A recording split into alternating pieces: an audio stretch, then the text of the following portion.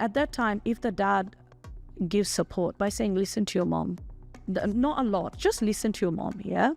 Then the child realizes, okay, mom and dad is on the same page. They're united front. Do you understand? But the children are very clever. When they see mom and dad has crack in their relationship, where actually they're against each other, the way they're saying, you know, you're responsible, you should do this and that, and others, you know, they're telling each other. The child realizes, okay, let them fight. Yes. I will get away from it because they both have got problem here. You know, do you understand?